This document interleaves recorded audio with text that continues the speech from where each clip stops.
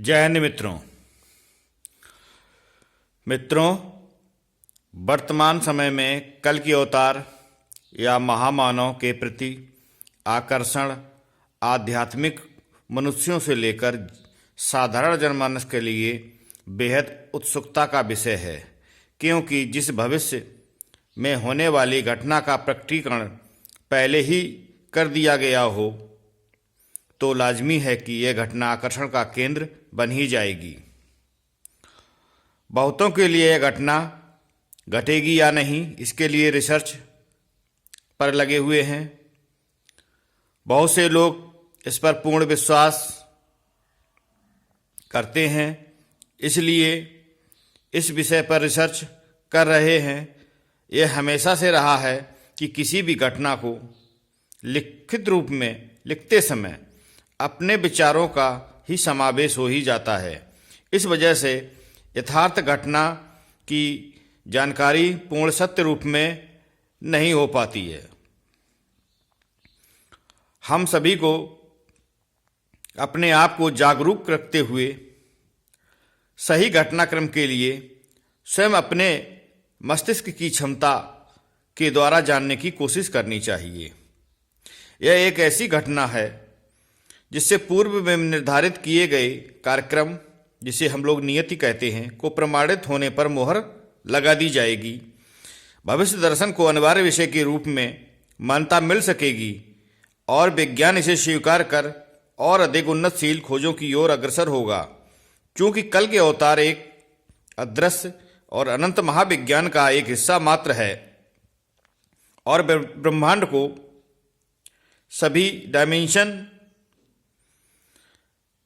जिसे हम लोग आयाम कहते हैं, कि अपनी अपनी पावर्स होती हैं। इस चुंबकीय पावर को कौन सी परम सत्ता की ऊर्जा कंट्रोल कर रही है, यह विषय हमेशा से विवादित रहा है। मनुष्य का दृष्टिकोण इस ओर घुमाने के लिए कल के अवतार अथवा महामानव का उदय होने की संभावना पर और अधिक बल मिलता है। अभी तक के ज्ञात सभी प्रमुख व्यक्तियों में से कोई भी सक्षम नजर नहीं आ रहा है, इसलिए यह और भी विवादित बन चुका है। किंतु सच्चाई से लोग अभी बहुत दूर हैं। हमारे अनुसार इस तरह की यदि एनर्जी के रूप में कोई मनुष्य होगा तो वह इस 3 डायमेंशन दुनिया में रहकर यहाँ के प्रत्येक नियमों का पालन करने वाला ही होगा। उसकी मानसिक शक्तियाँ हम सबसे बेहतर होंगी। वह शक्ति अपनी मानसिक शक्तियों का प्रयोग कैसे करेगा, इस विषय पर हम सभी को अपनी अपनी क्षमता अनुसार शोध करना चाहिए। हो सकता है कि वह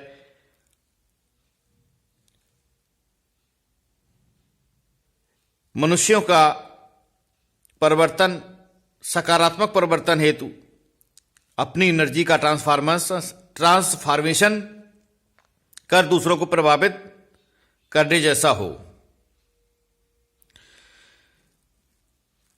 इसका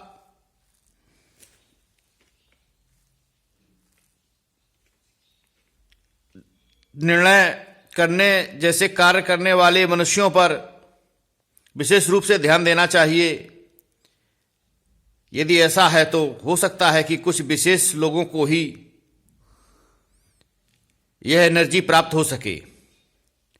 कुछ ना कुछ तो वैज्ञानिक सिद्धांतों का पालन करने जैसा ही होने की पूरी संभावना है।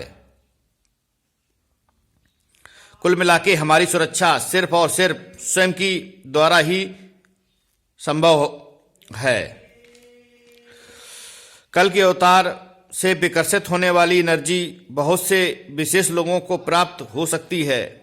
यह एनर्जी जिन लोगों को प्राप्त होगी वह मनुष्य संसार में अपना अत्यधिक व्यापक क्षेत्र बनाए रखने वाले नकारात्मक एनर्जी, जिसमें ईर्ष्या, द्वेष, लोभ, मोह, लालच, घृणा, अहंकार से मुक्त कराने की एनर्जी प्राप्त होनी चाहिए। यह एनर्जी प्राप्त करने वाले व्यक्ति नकारात्मक एनर्जी के प्रभाव क्षेत्र से मुक्त हो जाएंगे, अर्थात उनके अंदर ईर्ष्या, द्वेष, लोभ, मोह, लालच, घृणा, अहंकार आदि के प्रति, आदि तरंगों के प्रति जो आकर्षण क्षमता है वह अत्यधिक घट चुकी होगी या शून्य पर भी जा सकती है।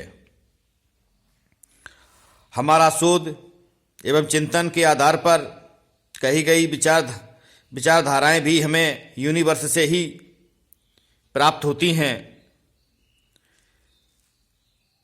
यह सभी के साथ होता है, किंतु मस्तिष्क की चुंबकीय आकर्षण क्षमता जितनी ज़्यादा अत्यधिक होगी उतनी ही आप सही घटनाओं को व्याख्यान कर सकेंगे। जो ब्रह्मांडी तत्व जिसे हम प्राण ऊर्जा अथवा जीवनी शक्ति अथवा प्राण ऊर्जा, प्राण शक्ति, आत्मा की शक्ति आदि नामों से जानते हैं, वह हमारे संपूर्ण वातावरण में ही तो घुला हुआ होगा या उपस्थित होगा, तभी तो जीवन सुचारू रूप से चल रहे हैं। इतनी सी बात समझने के लिए हम लोगों को गलत दिशा में नहीं भटकना चाहिए। धन्यवाद।